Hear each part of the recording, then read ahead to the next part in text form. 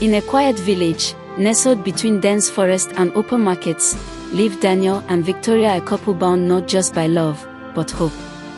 After 3 years of longing, they were finally expecting a child. Daniel, a humble hunter. Victoria, a market trader.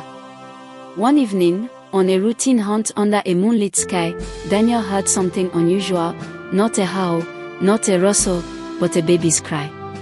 Alone and abandoned. Wrapped in a woven basket beneath the trees. No notes.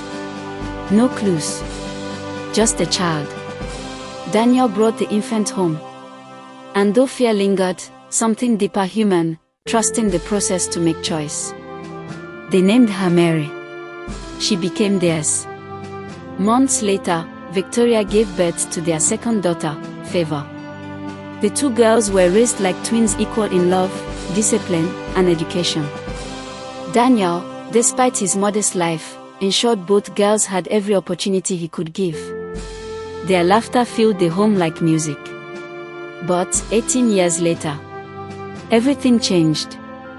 Daniel fell gravely ill. Before his passing, he secured farmland, his legacy, a gift of survival. But once gone, his absence left a void, and eventually, a bitterness. Victoria, now a widow, began to see Mary differently. She wasn't hers. And unlike her own daughter, Mary excelled in beauty, in grades, in everything. Jealousy grew where love once lived. Mary was punished for her light. Forced to do all chores. Denied meals. And her academic results exceeded Favor's own.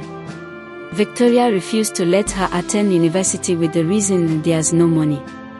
If you want to study, earn it. Work on the farm, and feed yourself. So Mary did. Every morning, she woke before dawn. Cooked. Cleaned. Then walked to the fields her father left behind. One day, a wealthy businessman from the city arrived, inspecting nearby land he had acquired long ago. He noticed Mary's farm thriving, organized, alive. Impressed, he offered her a role to oversee all his farmlands, with the agreement of paying her weekly. She accepted. And every kobo she earned, she gave to Victoria, still clinging to the hope of university. Weeks passed. One day, her boss didn't come to check on her work as usual. Not the next week either. Concerned, Mary traveled to the city. There, she learned he had fallen ill. She returned home and kept the farms running. Quietly. Faithfully. When he recovered, the businessman visited the village, shocked to see everything perfectly managed, touched by her loyalty. He gifted the family money and left. But Victoria, poisoned by suspicion, thought the man's interest was romantic. Or worse, transactional. She made plans. Manipulated Favor into seduction schemes. Cooked for the man. Pushed her daughter into his path. Mary, meanwhile, was one to stay away. "You're nobody's child," Victoria would spit. "Don't reach beyond your place." But the businessman saw it all. He admired Mary's humility, her strength, her integrity. He brought his mother to the village. The moment she met Mary, she felt a strange connection. Later, her son confessed his feelings. But Mary refused. Not because she didn't feel the same, but because she believed what Victoria told her all her life. You don't belong to anyone. Not even yourself. Then, darkness. One day, Mary vanished. Victoria had locked her in an old animal cage, hoping to remove her from the picture completely. When her boss went to ask about her, Victoria lied. She ran away. With another man. But Favor couldn't sleep. Days later, she told the truth.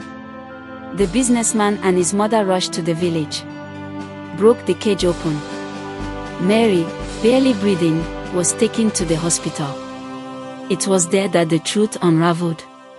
The mother noticed a mark, a faint birthmark on Mary's left leg. A flash of memory, then clarity.